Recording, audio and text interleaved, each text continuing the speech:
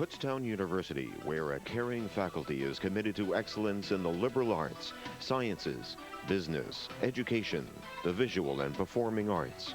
Kutztown University and you, the right combination.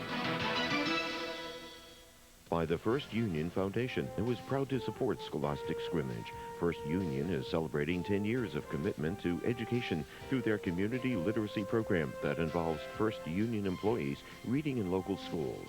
First Union believes public education is the key to improved quality of life, economic freedom, and the future of America's workforce. Air Products and Chemicals Incorporated, supporting education, culture and the arts, volunteerism, human services, and civic programs. Air Products, a global company with a local commitment. The series is also made possible through Channel 39 School Services participating districts. Lehigh Valley PBS presents Scholastic Scrimmage, a weekly program featuring teams from Lehigh Valley high schools in a contest of quick recall. Tonight's teams are from Palmerton High School and Lehighton High School. Your host for Scholastic Scrimmage is Dr. Karen Walton, Academic Vice President at Allentown College. Welcome to the 1999-2000 Scholastic Scrimmage season. It's my pleasure to be your host. For the 26th year, Lehigh Valley PBS will bring you the area's best and brightest high school students. At the end of the season, the Air Products Foundation will present a $4,000 scholarship award to the championship high school and a $2,000 scholarship award to the runner-up. Let's meet the teams. From Palmerton High School, Ashley Smith, a senior, Jennifer Henning, a junior, Captain Benjamin Steiger-Walt, a junior, Zachary Snyder, a junior, and their coach, Jean Nepper, chemistry teacher.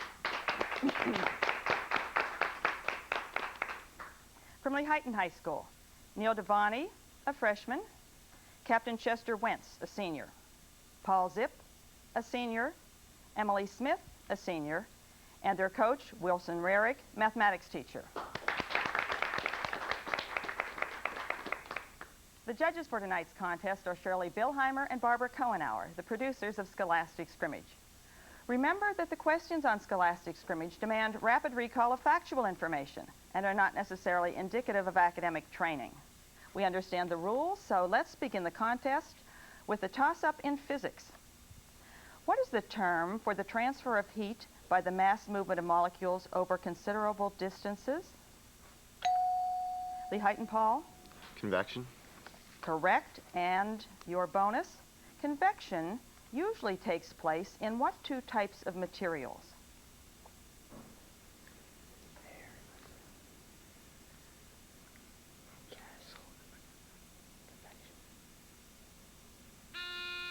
I'm afraid you missed the time element. Liquids and gases is the correct answer. Next toss-up is in British literature. In what famous children's drama does the crocodile swallow an alarm clock? Lehighton Chester. Peter Pan. Absolutely. And for your bonus, who wrote the drama Peter Pan?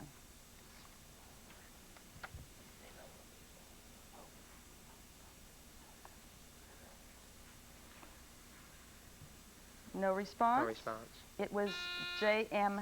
Barrie. The next toss-up is in geography, looking forward to a 15-point bonus. Name the South American country bounded by Colombia on the west, the Caribbean Sea on the north, and Guyana on the east.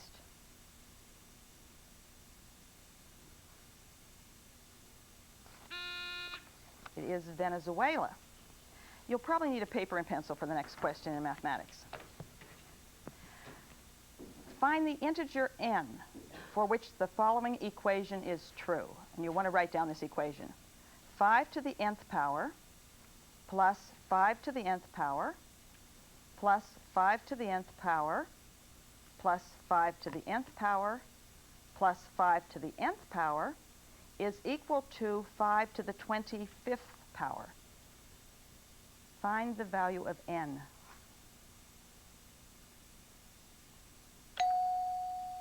Palmerton Jennifer. 5. Goes over to Lehighton.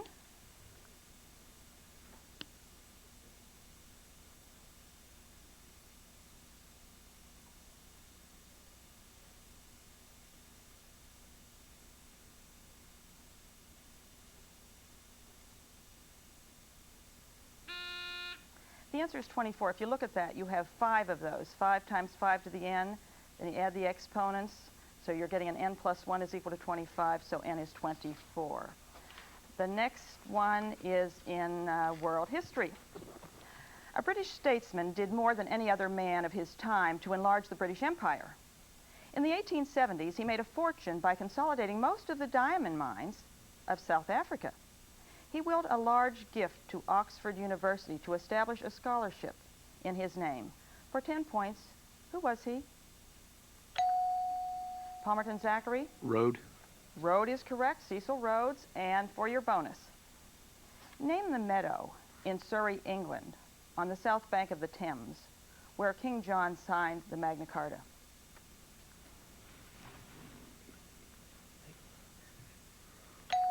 No response. It's Runnymede. Next toss-up is in vocabulary. From the following 4 choices, define immutable. Is it A, fatigues easily, B, not able to be flexible, C, unchangeable, D, not able to move? Palmerton Benjamin? C. You are correct, unchangeable, and your bonus. Spell immutable. No stopping to repeat yourself once you begin.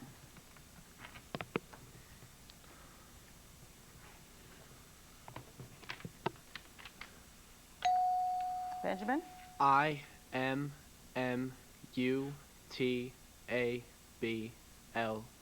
For 10 points. Toss up in biology. Which of the following animals is an invertebrate? Is it 1, salamander, 2, lizard, 3, snake, 4, earthworm? Lehighton Chester? Earthworm. Correct. Your bonus. Biology students become familiar with the process of dissecting frogs, crayfish, and other animals. What do we call the dissecting of a living animal, especially for scientific research?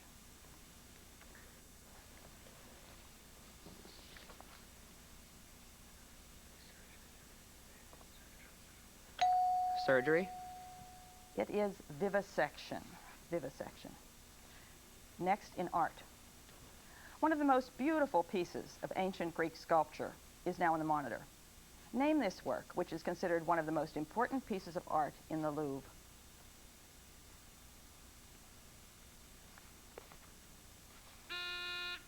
It is Nike of Samothrace. Not a popular one with you, evidently. Next is toss-up in chemistry. What information does the atomic number of an element give? Lehighton Chester? The number of protons Where? in the nucleus. In the nucleus, correct. Or the number of electrons in the nucleus, okay? 2 men are directly associated with the discovery of oxygen, an element which makes up more than 60% of our bodies. For 5 points each, name the following. First, the British chemist who first made oxygen from mercury oxide in 1774. Lavoisier. Is incorrect. It was Joseph Priestley. And the second part is the French chemist who named oxygen gas from Greek words meaning acid maker. Chester? Lavoisier. Good for you, Lavoisier. Good for you. Toss up in language arts, world literature. In what early science fiction novel can you find Conseil, Ned Land, and Professor Aronnax? Lehighton Neal. 20,000 Leagues Under the Sea. Good for you. And your bonus, name the author of 20,000 Leagues Under the Sea. Chester? Jules Verne. Yes. Toss up in U.S. history. In 1942, General MacArthur was forced to withdraw military forces in the Philippines to an island fortress in Manila Bay. Name that island.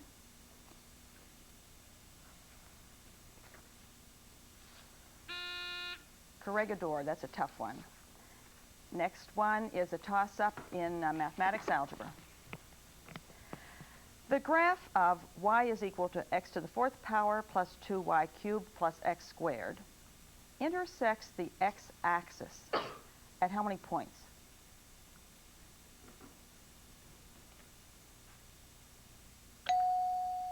Palmerton Ashley 3. goes over to Lehighton.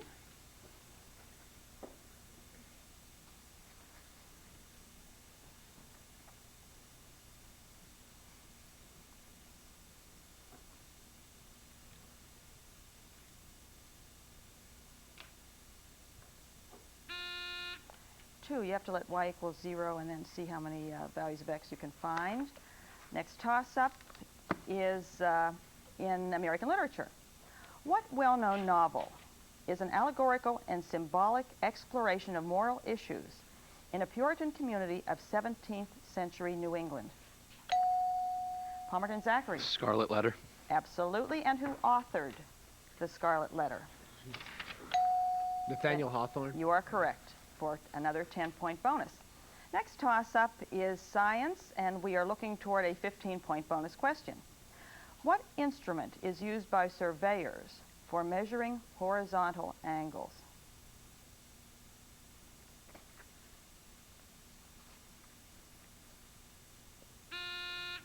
It's a transit. Next toss-up is in geography, U.S.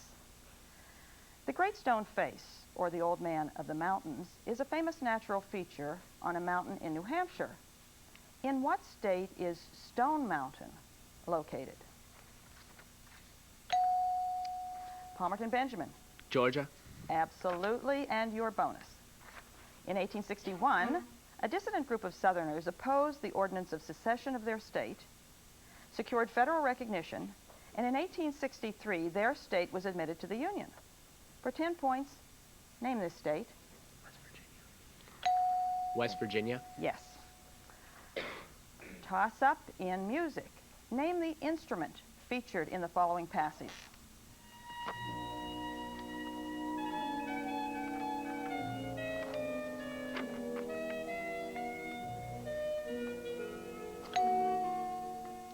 Palmerton Ashley. Clarinet. You are correct. And for your bonus. A clarinet passage opened the first major musical work written by George Gershwin.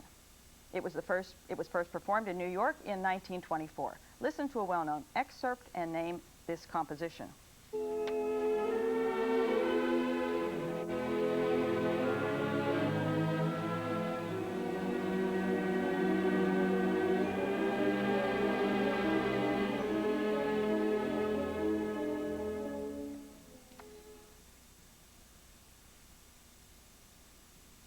No response. No response. Your parents would know this. Rhapsody in Blue. Maybe a little too old for you people.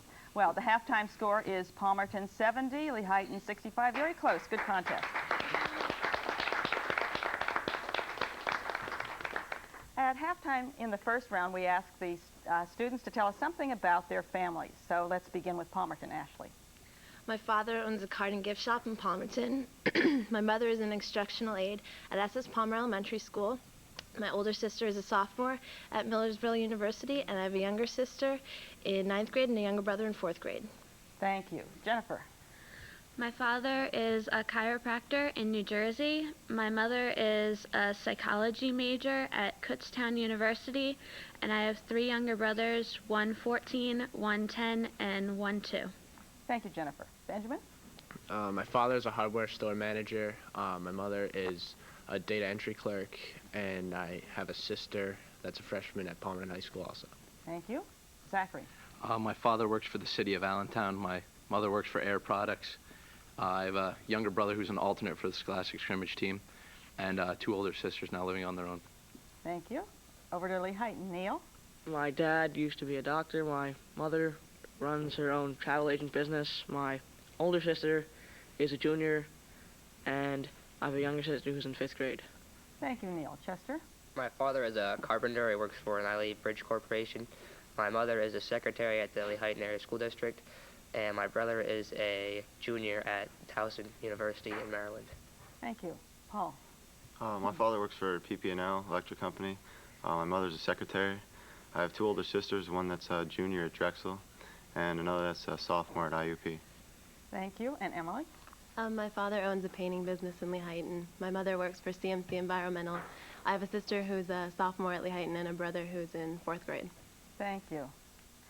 Again, we're very close at halftime, and either team can win. Let's resume with a toss-up in biology. What two types of molecules combine to form a triglyceride?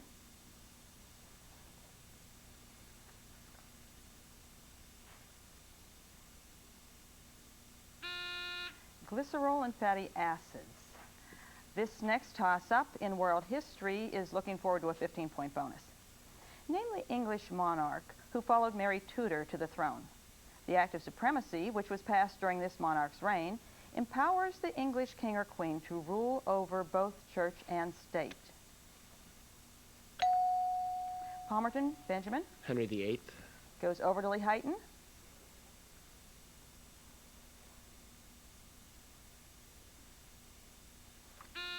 Elizabeth I.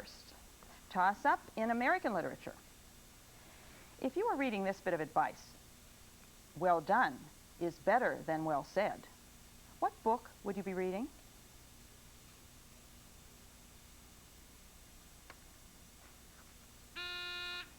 Poor Richard's Almanac. I think the coaches are wanting to answer some of these questions themselves. Unfortunately not allowed. Okay, next toss-up is in mathematics. Given the sets A, B, and U, as defined on the monitor, with A and B subsets of the universal set U, list the elements in the set A prime intersection B.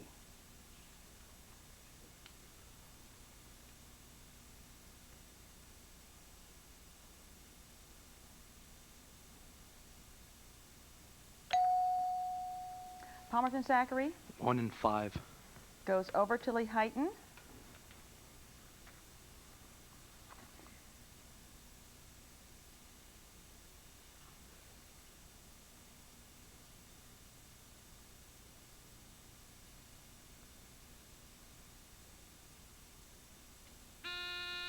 Time's up. Let's look at A prime. A prime is 2 and 4. 2 and 4 intersection with B is 2, 4. So the answer is 2, 4. Next toss-up is in vocabulary or language arts. Teachers often use a device called mnemonics to help students remember important information. For 10 points, spell mnemonics. Palmerton, Benjamin. P-N-E-U-M-O-N-I-C-S.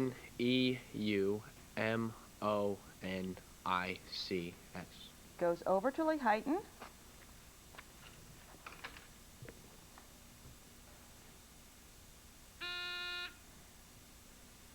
Time is up. It is M-N-E-M-O-N-I-C-X.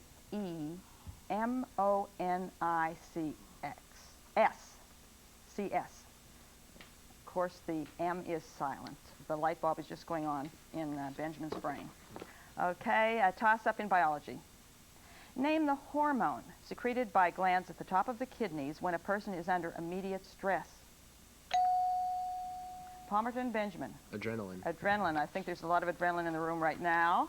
And what is the three-syllable name for any foreign substance which, upon entering the body, stimulates the production of an antibody?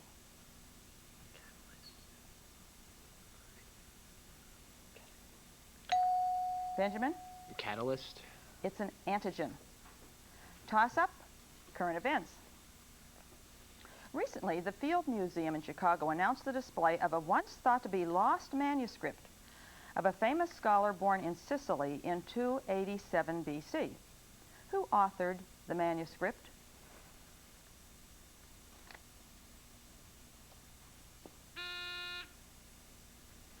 Archimedes. Next toss-up is in world history. N.C. Wyeth's painting on the monitor depicts the first flight over the North Pole. Who is flying the plane?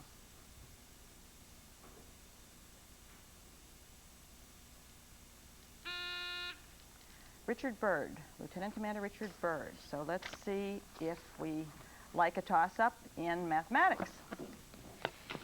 If 3 to the x squared equals 12, what is the value of 3x to the 4th power?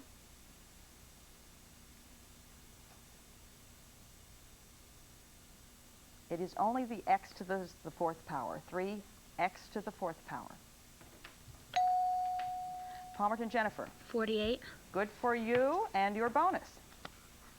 Suppose Bill is 24 years old. 12 years ago, Jim was half as old as Bill was then. How old is Jim now?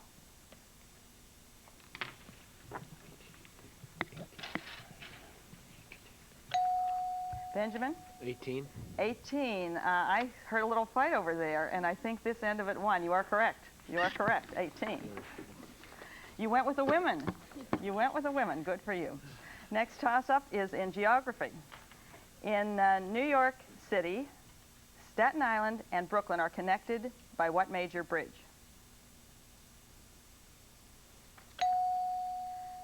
Palmerton Benjamin. The Brooklyn Bridge. Goes over to Lehighton.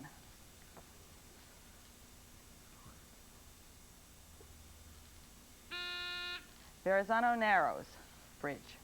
Toss-up in mathematics. One number is 5 more than another number, and their sum is 23. Find the two numbers.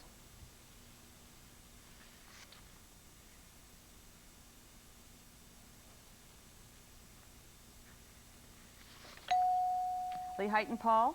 9 and 14. Good for you. Your bonus. Find the intersection of the two intervals of real numbers shown on the monitor. Look at these carefully. That's negative infinity to 2, and that's closed interval there. Can't see it real well. Intersected with 1, that's open interval, to 7. 7 is closed on the right there. Find the intersection of those two intervals.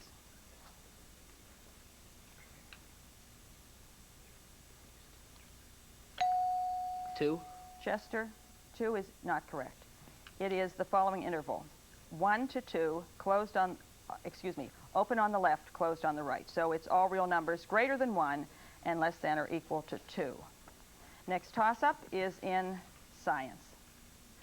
For 10 points, and from the following, what is the average thickness in miles of the Earth's crust? Is it 2, 20, 35, or 50 miles? Palmerton Jennifer. 2. It goes over to Lehighton.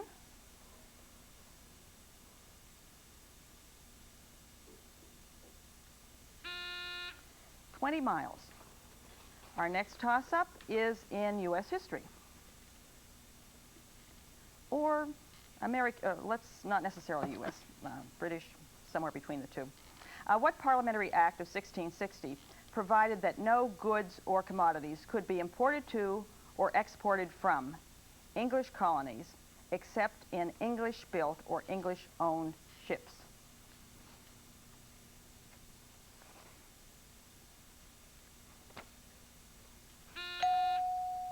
You didn't get under the wire, so it is the Navigation Act.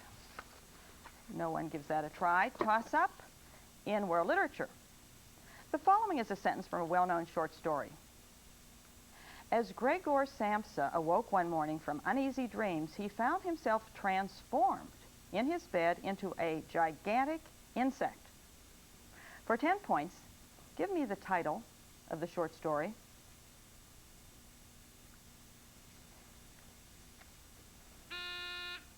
Transformed was the word. It is The Metamorphosis. Kafka's The Metamorphosis. Toss-up in algebra. A woman's suit, listed at $120, was purchased for $96. What was the percentage rate of discount?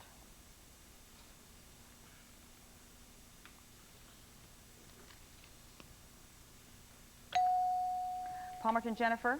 20%. Absolutely. And your bonus. Mr. Jones is 28 years old, and his son is 4 years old. In how many years will Mr. Jones be 4 times as old as his son?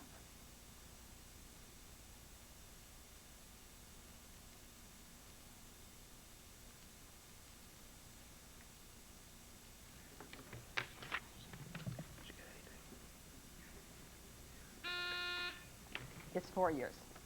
Toss-up in history. Name the empire that dominated Mesoamerica at the time of the arrival of the first Spanish explorers. Palmerton Benjamin. The Aztec Empire.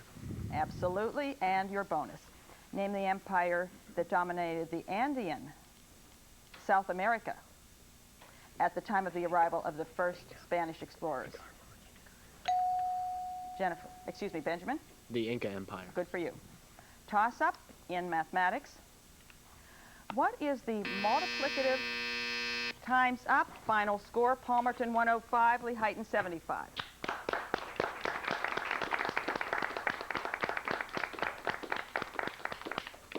Thank you for Lehighton for being with us. We wish the seniors good luck in college and hope to see Neil back next year. Palmerton, you'll be back for a second round in March when you'll meet Parkland High School, the winner of last week's contest.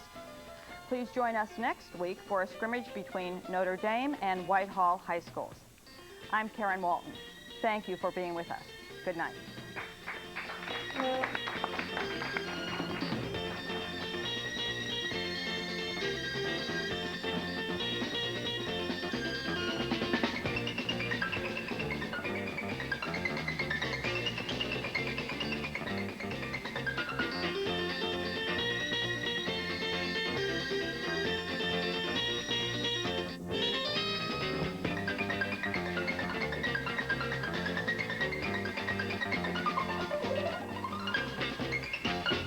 If you would like a VHS copy of today's Scholastic Scrimmage meet, send $20 plus $5 for shipping and handling to Scholastic Scrimmage, 123 Sesame Street, Bethlehem, PA 18015. Be sure to specify participating teams. Scholastic Scrimmage is underwritten by Kutztown University, where a caring faculty is committed to excellence in the liberal arts, sciences, business, education, the visual and performing arts. Kutztown University and you, the right combination. Air Products and Chemicals Incorporated, supporting education, culture and the arts, volunteerism, human services, and civic programs. Air Products, a global company with a local commitment. By the First Union Foundation, which recognizes the importance of excellence in education and commits corporate resources and employee talents to improving preschool, elementary, and secondary education, as well as adult literacy in the communities we serve. First Union believes public education is the key to improved quality of life, economic freedom, and the future of America's workforce. The series is also made possible through Channel 39 School Services participating districts. This is a production of Lehigh Valley PBS.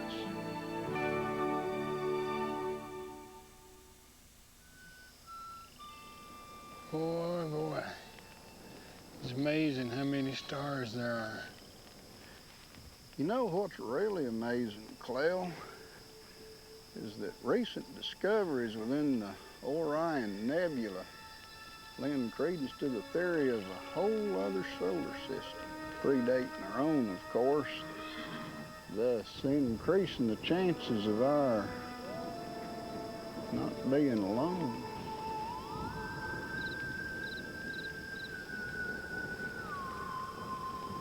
I see.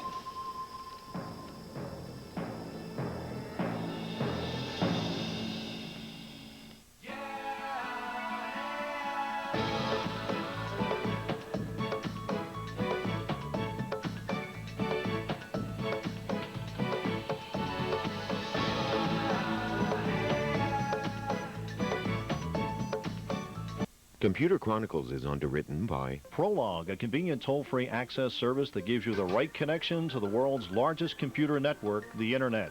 As an Internet user, you become part of a global communications network, able to access information on any topic. Prologue takes you where you want to go.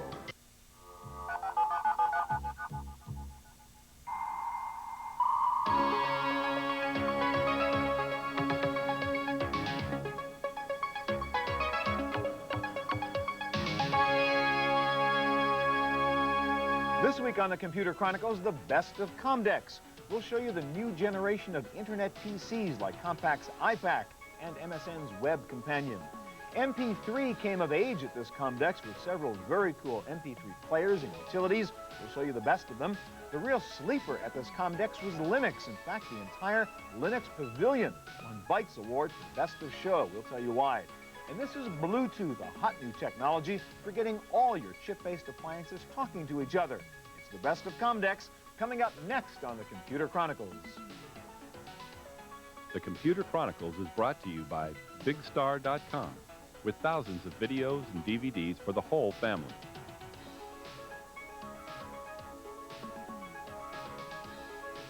Additional support by TechWeb for up-to-the-minute technology news. And by TVA, Television Associates, bridging the worlds of computers and video with DVD authoring and MPEG encoding services.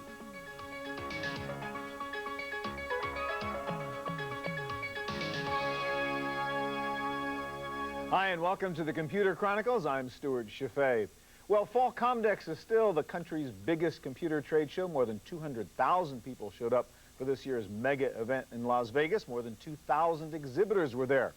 Now, you really don't want to know about all of them, so we have tried to do the impossible and have selected a handful of the best new products shown at Comdex. To start with, the new generation of Internet appliances. Tim Baharin was our man at Comdex, president of Creative Strategies, of course. And let's talk about this basic idea. What's going on with this new concept of the Internet appliance? What's different? Well, first of all, price and ease of use.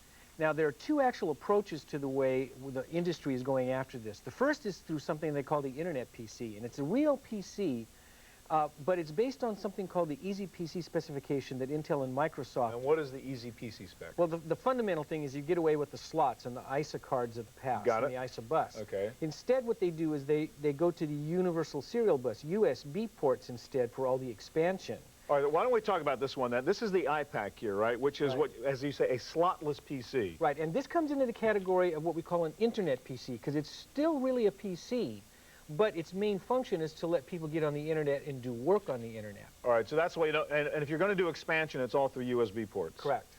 Except for in this particular case, Compaq does something unique in that they have what they call the multi-bay slot. And the multi-bay is something that's actually in their portables. Sort of like a notebook, right? Correct, but lets them actually put a CD-ROM drive or whatever for expansion. Let's turn around and just take a look at the back of this thing for a minute to see what other ports we have here. Right, now this is what makes it quite unique. You'll see audio in, audio out. Right. Ethernet, because this is really a corporate type of product for the industry. A VGA, video out, and then 3 USB ports here and 2 on the other side. And so 5 USBs. Yeah, and what's really unique about this, of course, is that besides it being a small package, it's $499 for a 500 megahertz Celeron in there. All right, that's quite a good buy. So, but this is really aimed at the business market. Yeah, in Compaq's position, they really were not going after the consumer market. The idea was to create a device that was easy to connect to the Internet, could go to multiple ports in individual companies, and basically be a low-cost Internet terminal, Internet access device, but at the same time was a real PC. All right, so the big deal is no slots, all USB, and multifunction. Right, plus, of course, the Ethernet, which then lets you the built-in to the Ethernet. Yeah. And so what's the price on something like the iPac? Well, this one is $499 with the Celeron, although you can get a version of this with a Pentium 3 in it. Okay. That's in the $450, $500 range. It's about $100 more. Just to be clear, this monitor probably costs more than the iPac, right? Yeah, it does. The monitor is a lot more expensive, but the iPac itself is an exceptional product. Got it. All right, so very new design idea over here. Now let's talk about the second model you referred to, which is really the MSN Web Companion, or the Vestal as we have it here. Yeah, now Vestal has created what I think is one of the best of the breeds of this new whole concept of Internet terminals. And at Comdex, Microsoft introduced something called the Web Companion. Right. Now the Web Companion, basically, in Microsoft's world anyway, is an Internet terminal or a device like this that when you turn it on, it goes out and dials up MSN, the Microsoft network. That's all it is. This is an MSN terminal. That's right. And so when you open it up, this is exactly what you get. You've got the Microsoft network terminal. So it does have a cordless keyboard here. Cordless keyboard in this case, and a flat panel screen. But this is not the screen. That's the whole ballgame, right? That's it. This is what you buy. Oh, it's right there. And so I'll click on News, and it's going to go out now and find the news site. And what you really got is full access to the Internet.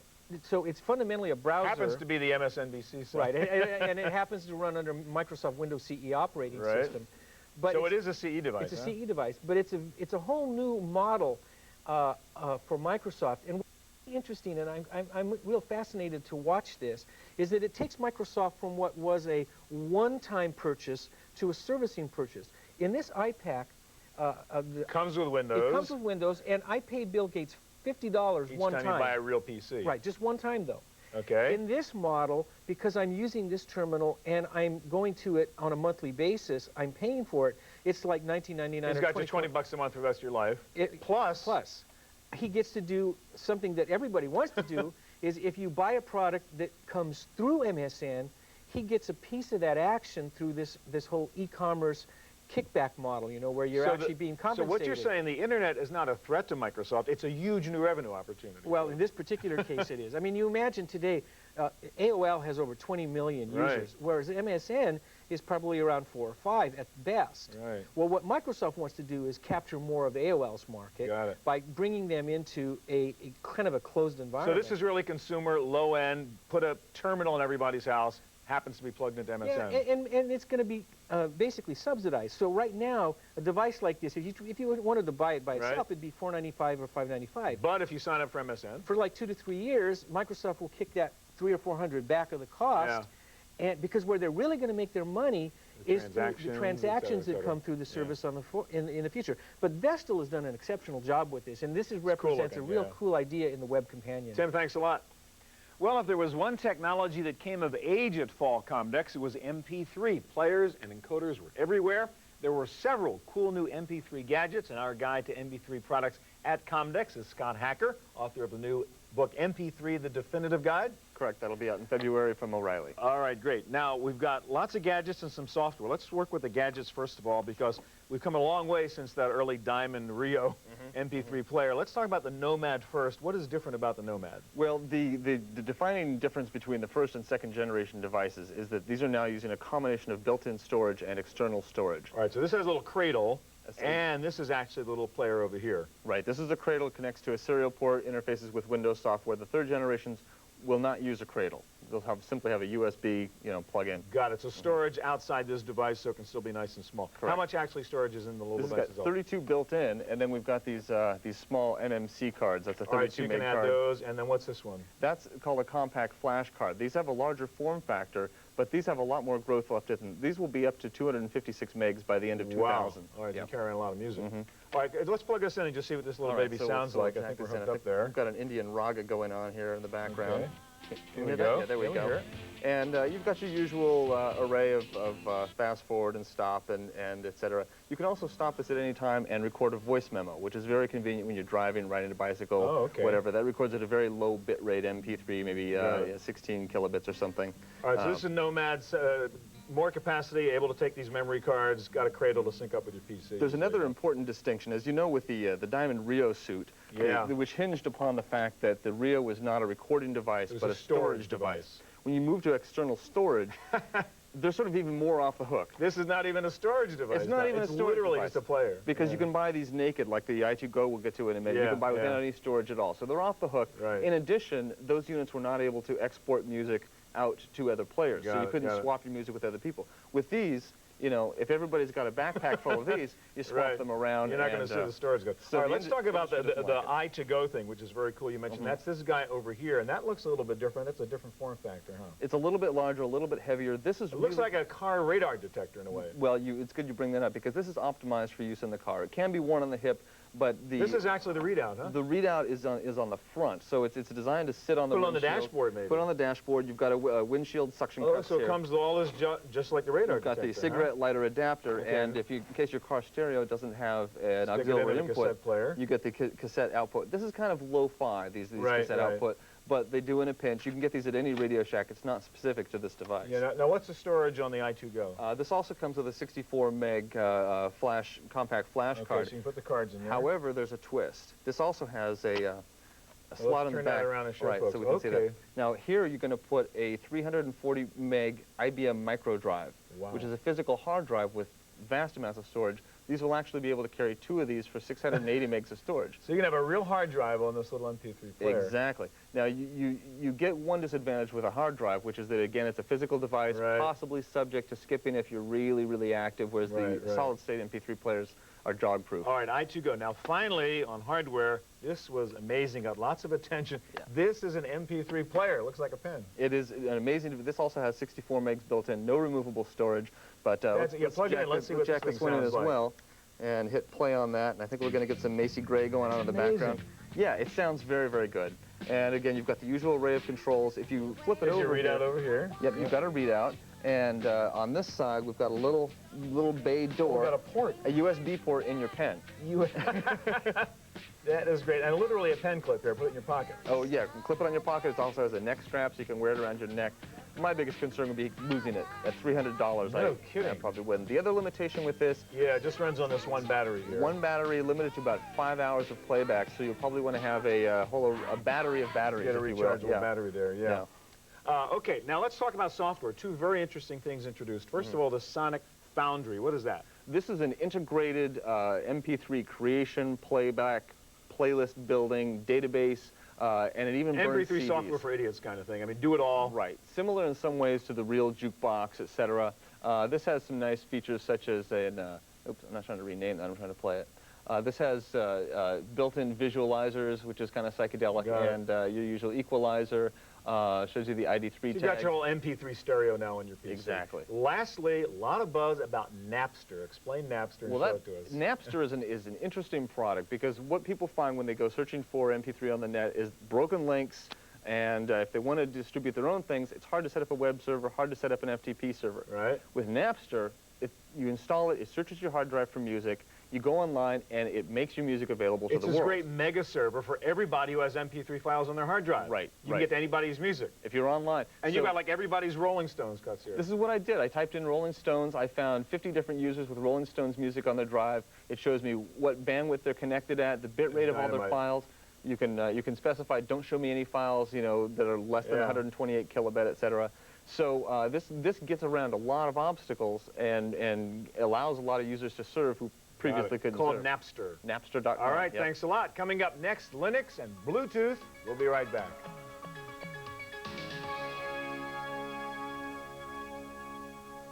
It's not often that an entire exhibit pavilion wins Byte's Best of Show award at Comdex. But such is the excitement these days over Linux. The editors of Byte recognize that with their award for the entire Linux pavilion. Here to explain is Alexander Purnell, producer of the Best of Show Comdex Awards for Byte.com. Speaking of which, what's the deal now? There's no more Byte magazine, but you're doing it online at Byte.com? All online. Everyone can view it anytime, anywhere. Doesn't Same have to kind be of content? Absolutely. All right. Longer in some cases. So Byte is alive and well, just online? Yes, sir. All right. So let's go back to the awards. You guys have been doing awards at Comdex forever, as far as I can remember. Why did you give the Best of Show award to the whole Linux pavilion? Because we thought that was the most exciting thing at the show. We thought that we were pointing out that here was a product that was suddenly making a big impact on the industry that people had heard of but had never thought of as a product that they could use. Yeah. And suddenly they could use it on their own desktops at home. And it's a lot more real, a lot more user-friendly, a lot more sort of normal now, right? Let's take a look at it. You've got Linux up here right now. What version of Linux, by the way? This is Red Hat Distribution 6.1. Gotcha. And I mean, it looks sort of Windowish, right? I mean, this is not Unix. You got to get in there and type stuff. No. This is the user interface is reasonably familiar. All right. You've got a reasonably familiar cascading menu. All right, so let's take a look at some of the apps that this comes with here. Okay, we'll go ahead, just scroll through so we have with the address, the usual stuff. Yeah, including a spreadsheet. Comes with a little built-in spreadsheet. Okay, so let's go back to that pull-down menu for a second and see some of the other apps. So it sort of looks like Windows, right? Yeah. I mean, same sort of idea. Works enough like that you can probably puzzle it out, and if not, at least you've got some traction to start. Now, except for the fact that you may be a Microsoft Bill Gates hater, why should anybody want to put Linux on their machine? To try, to explore, to see if it works for them, and to learn about Unix, because Unix is not only not going away, I think is going to be a bigger thing than in the past, and as a way to run applications that cannot crash. Where else can you get, for $30, an enterprise-class operating system? All right, so let's do more reliable. I mean, Linux people say more reliable than I Windows, believe so. Unix-based. Less expensive. Yes. And open. And open. You want to go in there and play with it, or get somebody else's tweak, it's very easy to do that. Or rewrite it, or combine bits of it.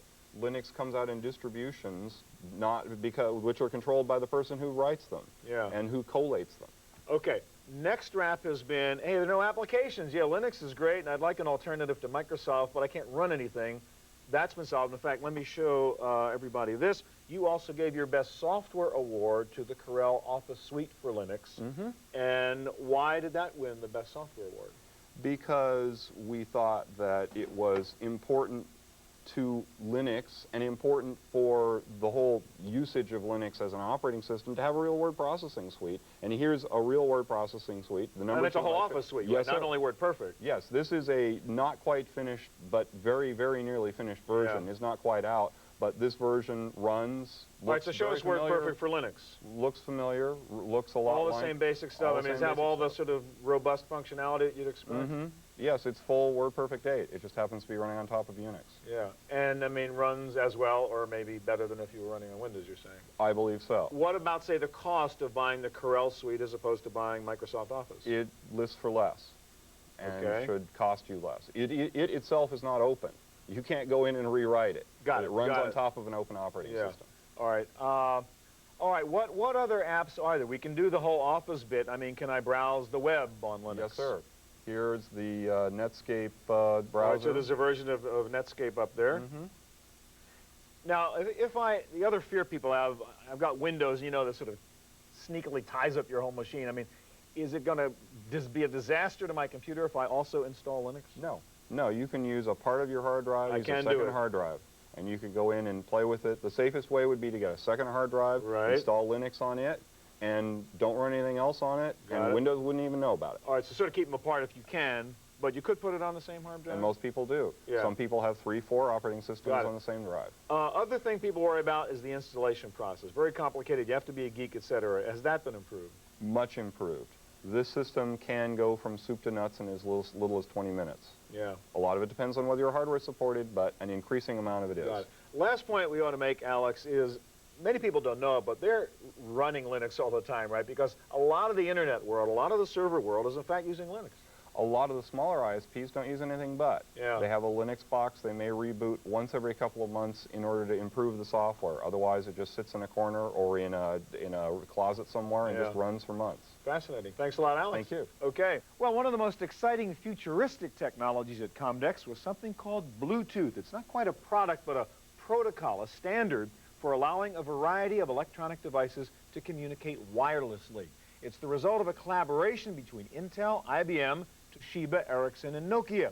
And here to explain it all to us is Simon Ellis of Intel. Hello. Again, this is a concept, not a product, so explain exactly what Bluetooth is. Bluetooth is wireless connectivity between all of your mobile devices and a mechanism to get to the internet. All right, let's talk about the technology for a second. This is quite amazing. This tiny little thing, which I want to show our viewers, this is it basically, right? What is in this little chip? In the module is the entire radio, which is the transmitter and the receiver and the interface to the device. So the entire communications package, transmitter, receiver, has all been squeezed down into this tiny little chip. In fact, we have another version here, which I can open up so we can show our audience a little bit more of what's inside there. This is quite an achievement, I take it, to figure this out. Right. The keys of the technology is to have an architecture that can be implemented, and ultimately you'll be able to implement in a single piece of silicon. Right. And inexpensively. Yes. Which everybody's going to use this thing. High volume and the silicon would yield low cost. Now this little one, this green thing is the antenna, I assume. I mean, where's the antenna actually sit, say, in your notebook? In a given device, it would be different. For an example, in the notebook, you'd put the antenna in the screen or maybe in the hinge of the notebook. All right, and then phones cover it, and other devices could have that little thing in it there. Let's talk about the hardware setup we have here. We have a rather simple demonstration of Bluetooth. You have your notebook computer. Right. You have a cell phone. I have a cell phone. Now what's going to happen here? How does this communications work? Well, first of all, we're going to show the way Bluetooth will be used to utilize your phone to send a message to anyone else. This is a paging message that we'd send to someone else on the network. Well, let's do something simple to begin with. I mean, you can get these two guys to talk to each other. They happen to be next to each other, but they could be around the world, right? Yeah, well, first of all, my phone could be in my briefcase in my pocket, and then you would have a phone. Got it. But I mean, the point is this notebook computer could be in another continent, right? Your phone could be in another place, yes? No, the two devices, your mobile devices will These be two have together. to be together. And you would have the mobile equipment you carry around with you, like a phone, like a handheld computer, and your PC. And you'd use them at different times. When you're standing up, you'd use your phone. When you're sitting down. All right, so one step at a time. Show communication now wirelessly between your phone and your notebook. First of all, what I'm going to launch here is an application that is going to interrogate the telephone and give you essentially remote control of your phone. So while I'm sitting down, I've got the keyboard, I've got the screen, and I can see what's happening. And the first thing you want to do is to synchronize the phone numbers that you have on your phone. So you have a with bunch your of phone computer. numbers, obviously, in your dial list here in the Nokia, and you are now sending them to your laptop? Actually, what we're doing is we're reading the numbers that were in the phone and onto the computer. So now I can see the numbers, I can do edits, I can add more numbers if I choose. Got it.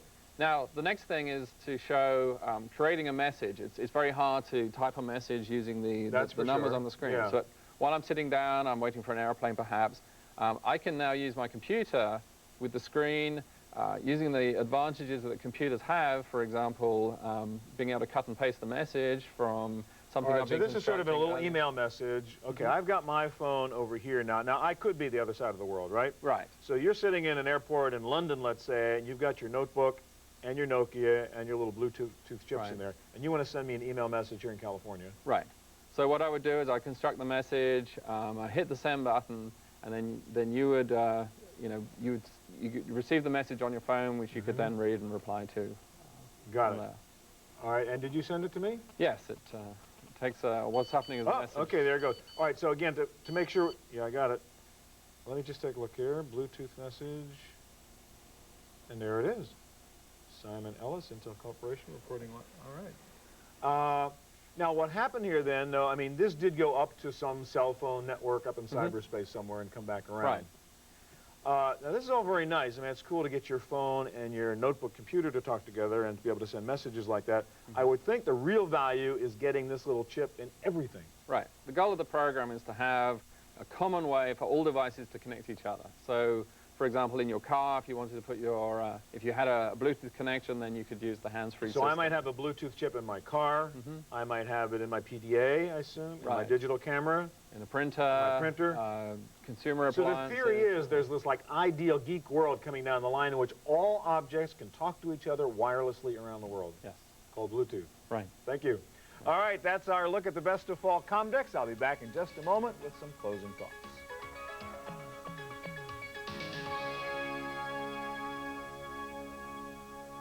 Instead of doing my usual pick of the week in this time slot, I wanted to spend a few moments responding to several emails I've received from viewers who are unhappy that I seem to frequently interrupt the guests on the show and don't let them keep talking. That's a fair observation, and so I'd like to explain why that happens. First of all, on this show, we try to give you a broad look at what we think are the leading technologies in a particular area. It usually means showing you at least 4 different examples of new products or technologies. That means we have a little more than 5 minutes to spend with each guest and each demo. We figure it's better for you to see a little bit of several new technologies rather than for us to spend more time on just 1 or 2 examples. If you want more detail, of course, you can always go to a website. Now, our guests are usually not familiar with these kinds of time restraints. They're often involved in doing demos for analysts or investors or at trade shows where they have 20 or 30 minutes to explain their product, not 5 minutes. And of course, when our guests are from a particular vendor, they would ideally like to have more time than their competitors who will follow them on the show. So they're used to taking lots of time, and they're motivated to take lots of time. But I'm here to represent you, not them. I want you to get a fair and equal look at all the different technologies we've selected for you to see. That means I have to be the enforcer and make sure our guests stick to their allotted time. Also, I've spent a lot of time prepping for the final demo and discussion that you see. I know what's in the product, I know what's new about the product, and I want to make sure we get that all in before time is up. That sometimes means moving things along and forcing our guests to follow the time schedule. And yes, that sometimes means interrupting them. But in my judgment, what they were going to say when I interrupted them is not as interesting or important as what I know they will say or show us if I nudge them along. Fortunately, we also get lots of emails thanking us for keeping the show moving at a good pace, squeezing in lots of information in a short period of time, and not letting our guests ramble on and do product pitches. In the end, I'm looking for the same stuff you're looking for. Cool new technologies, solutions to computing and internet problems. The only difference between us is I know what's about to happen, and Unfortunately, you don't, so you kind of have to trust me on this one. That's it for this edition of Computer Chronicles. If you need any more information, please check out our website at cmptv.com. While you're there, click on the link to my weekly radio show. That's an hour long, so I don't have to interrupt the guests. Thanks for joining us. Hope we'll see you here next time. To purchase a videotape copy of today's program, call toll-free 1-888-310-7850. Please specify the show number and the topic. The Computer Chronicles is brought to you by BigStar.com, with thousands of videos and DVDs for the whole family.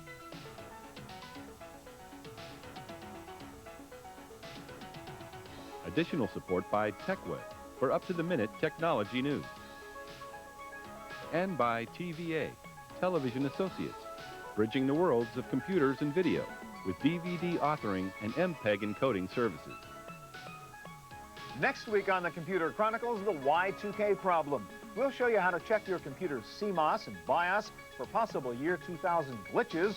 We'll look at some software that examines your applications and files to make sure they're Y2K compliant.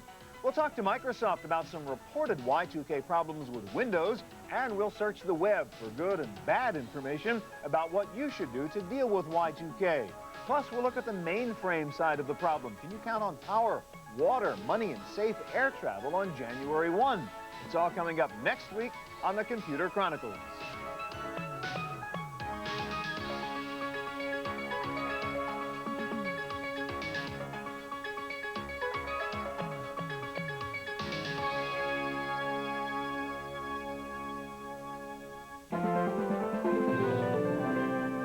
Computer Chronicles is underwritten by Prolog, a convenient toll-free access service that gives you the right connection to the world's largest computer network, the Internet.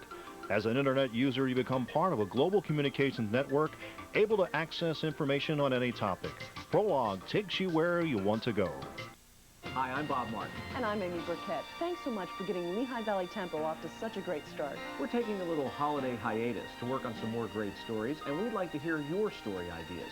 Give us a call at 610-867-4677, extension 222. Or contact us at our website, www.lvtempo.org. In the meantime, enjoy the great programming here on Lehigh Valley PBS. Tempo returns in 3 weeks. Happy holidays!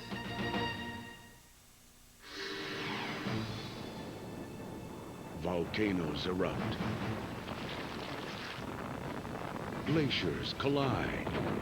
It's not the set of a Hollywood blockbuster. This is the real thing. The wonderland of extremes. Opposing worlds in perfect harmony. Iceland. Shaped by fire, ruled by ice. Next time on Nature. Watch it Sunday at 8 here on Lehigh Valley PBS. An act of kindness. Thank you, my boy. A woman of mystery. A dream come true.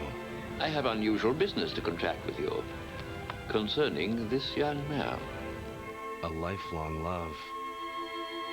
Charles Dickens' Immortal. Great Expectations. On Mobile Masterpiece Theater. Only on PBS. Watch it Sunday at 9 here on Lehigh Valley PBS. I'm Chris Jussel, inviting you to the Antiques Roadshow. She wrote a letter that inspired the phrase, "Yes, Virginia, there's a Santa Claus." This photograph is a very important photograph. Won't you join us as we search for America's hidden treasures? It's an extraordinarily rare piece. It's a wonder I didn't put it out for a garage sale. So how much would you think an ugly teapot of a snake might be worth? That's the Antiques Roadshow this week from Phoenix, Arizona. Watch it Monday at 8 here on Lehigh Valley PBS. Why are 50 networks attempting the biggest live global broadcast ever? Because we just can't resist big, round numbers. PBS Millennium 2000, around the world, around the clock, coming December 31st.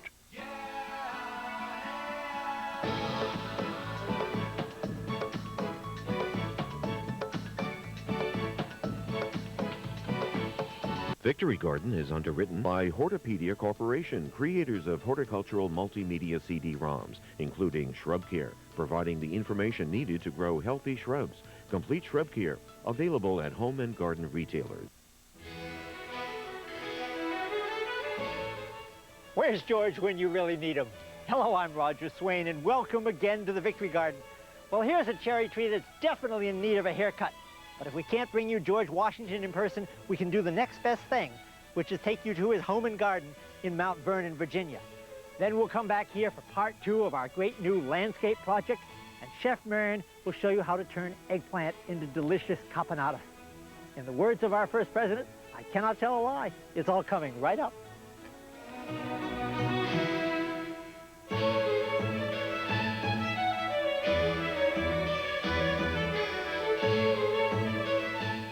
Funding for the Victory Garden is provided by Lily Pond's Water Gardens, the source for water gardeners, is proud to support the Victory Garden. Lily Ponds features a variety of water garden products in its catalog and at its showrooms in Maryland and Texas. Lily Ponds Water Gardens. At the Scotts Company, we help make gardens more beautiful, lawns greener, trees taller. If there's a better business to be in, please let us know. And by State Farm Insurance. Keeping our promise of protection to generation after generation. Like a good neighbor, State Farm is there.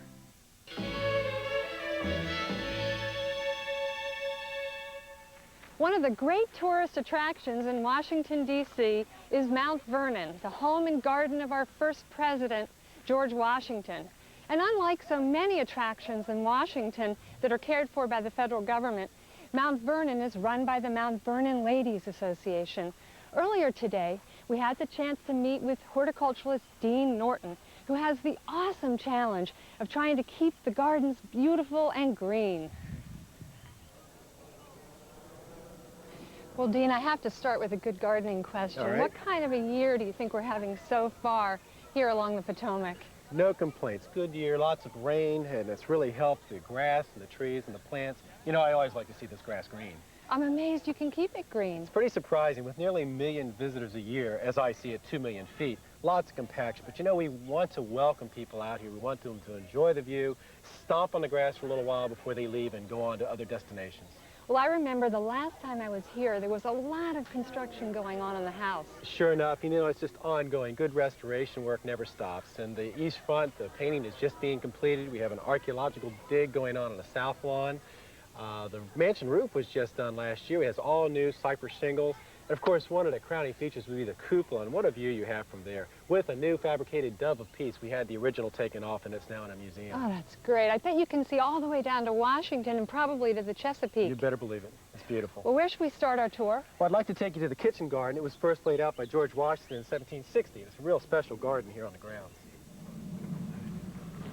What goes on in this area? This is the paddock and coach house, and this is where he kept a lot of his animals. They were so important in the 18th century. Like these ones coming down the hill. Absolutely. The oxen were the big trucks in the 18th century, did a lot of heavy work pulling stumps. Right now they're hauling manure and right to the dung repository where it can go through its first heat. Oh, that must be great for the garden. Absolutely. It's perfect. This was the source of fertilizer back in the 18th century. Classic to have your paddock next to the kitchen garden. Manure out, manure in. Great way to go. Great. Well, let's see that. Okay, fantastic.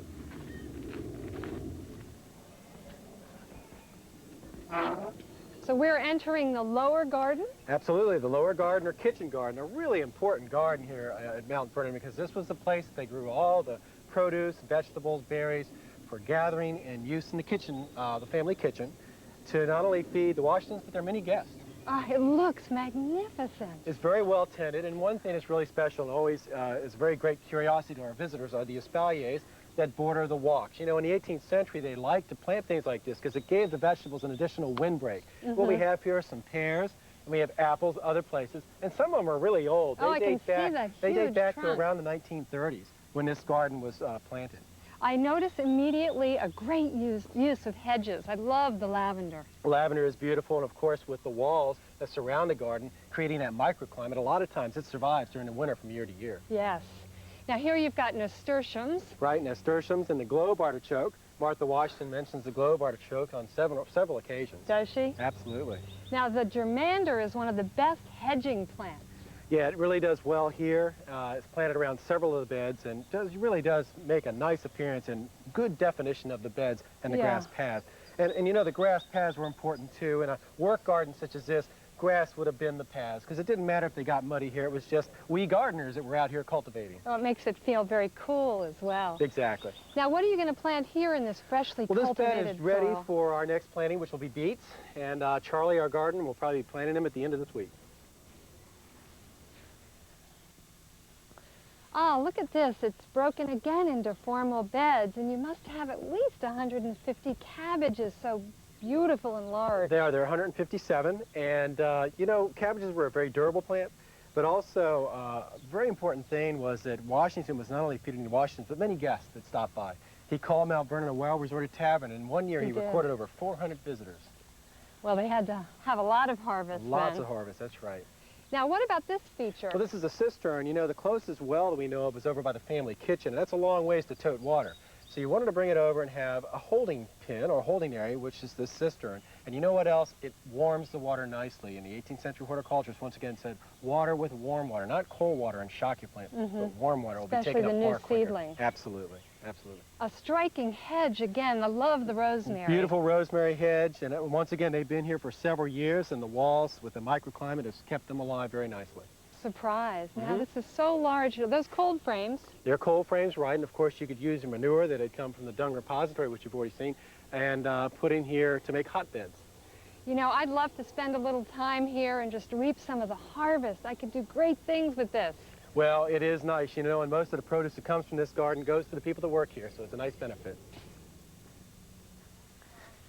Well, where are we headed next, Dean? Well, I want to take you over to the upper garden. It's the flower garden from the 18th century, but I want you to really go in style. I want you to ride the way they did 200 years ago. Oh, so my here's our horse and wagon, so hop on up. Valerie Rice is our driver. Hi, Valerie. And I guess we can go ahead and proceed around, right, Valerie? Let's do it. Great. Well, this is the way to travel. I tell you, it's fantastic. This is great. How many acres do you have here?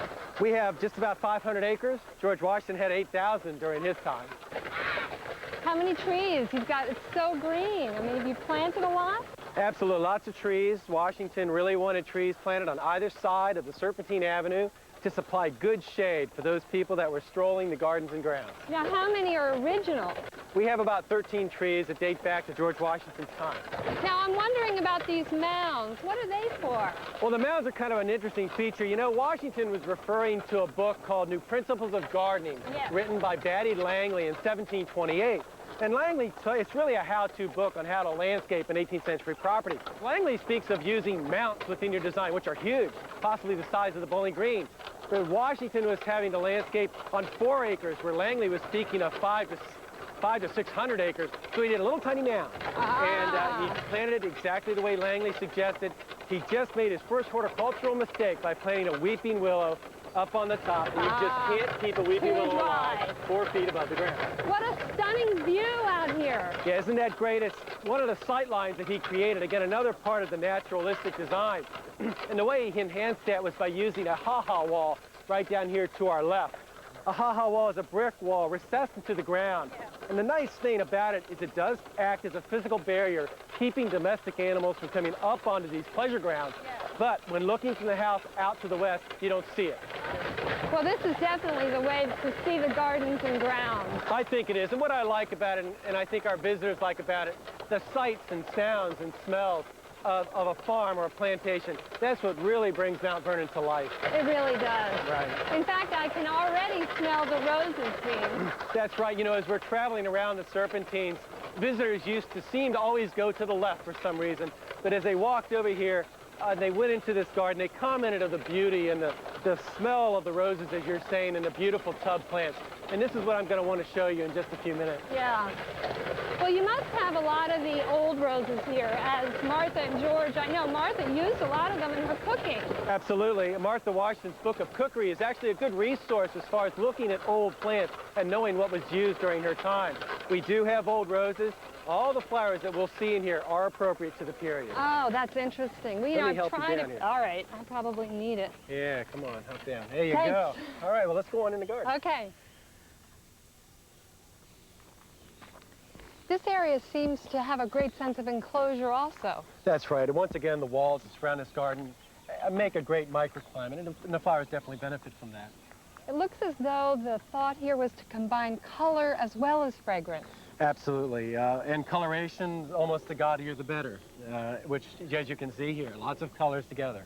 This is one of my favorite roses. It's the ancient Gallica. It's a beautiful rose, and Martha Washington directs Old Doll to collect plenty of rose petals to make rose water. And it takes 4 gallons of rose petal to distill down to make 1 gallon of rose water. How would she have used it? Well, it was rose water was used much like vanilla is today. And another one of our wonderful roses is the Celsiana rose right here. If you want to step in, really, again, has a super fragrance. Ah, gosh, that's one of heavenly. my favorites, and people certainly enjoy that.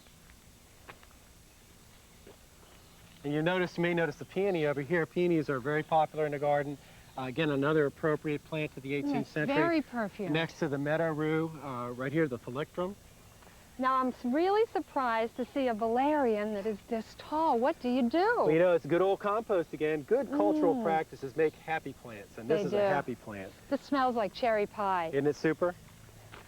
A great clumping of poppies, and they're smaller than the usual Right, poppies. the corn poppies and field poppies. People are very surprised to see these. They're so used to the big oriental poppies, but this is really so delicate and They very reseed nice. themselves? They do. This really is one of the areas where the garden kind of takes on its own personality to let the plants do their own.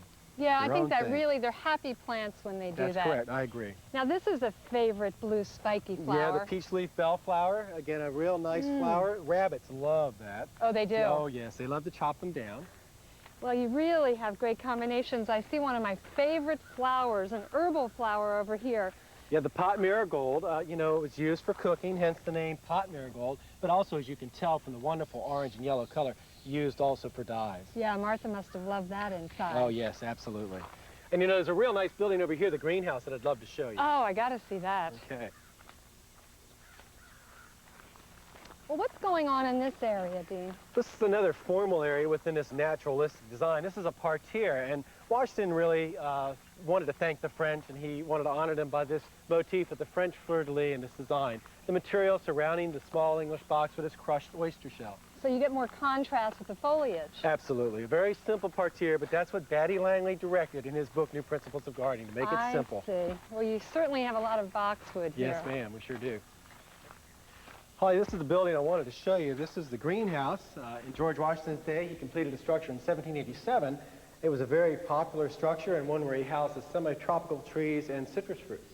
I see. So those are the large potted things you have out in the garden. Exactly, like the sago palm we have here, the banana behind us, and we have some small potted aloe plants on the benches. But what would George have grown in here? Well, the same thing, Holly. You know, we're only going to plant those things that are appropriate to his time, and then he would keep them in here in the wintertime just to keep them alive, and then take them out in the courtyard during the spring, to the delight of all the guests. He wanted to have all the things that other people didn't have. You got it.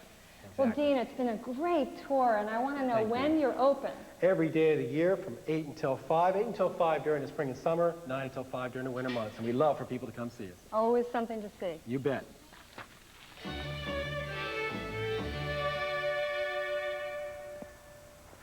Wow. Last week, Roger, you and our landscape architect, Tom Worth, promised a lot of changes, and you've certainly delivered. Well, we've started. We got rid of an arborvitae that was here that was all snow damaged. We had a Bradford pear that was right here that was already touching the house. And then we took out 2 big Norway maples. Yeah, they were huge, and what a difference it's made. I mean, we had one big guy standing here and another in this area right here. And you know what a pest they are. And the world already has way too many Norway maples. Look at the seedlings here. Still, you know, Everywhere. This is what happens. I'm glad to be rid of them. It's really an invasive exotic. Well, we still have a fair screen of spruce. Those lower branches are all gone. Well, they were shaded out by the Norway maples, but the other side is a very important screen for us. Well, we've got the highway down there below, and want to screen that. Now, what used to be here was a really quite a steep slope, and you've managed to level it off with a tremendous amount of fill. Right, it dropped all the way down in a straight line to there. How much fill? We brought in 100 yards. 100 yards? Yep, and this is all good gravelly loam type of material. I took off another job, so I know the source, I know where it came from. That'll drain well. And it's I'm nice worried and level. I'm worried the first time we have a good gully washer that it's all going to be down there on the road. Yeah, well, that's why we have all these big rocks up here, Roger. What we're going to do is we're going to form a riprap wall, which is literally just stacking boulders at like a 3-to-1 angle. Nothing pretty, just something to hold the bank. But I bet it'll give us nice little pockets between the stones where we can put plants. I'm going to leave some spaces that we can tuck some things in. Now here, here's Tom's plan. Tom's away on assignment today, but he sent along his layout, and here is where we're standing. And this is what we had originally, a piece of lawn and this steep hill going down to these spruces. And in the revision, here are those same 3 spruces down here. Here are the riprap, the big boulders that you're going to put in. This is the flat portion. See the heat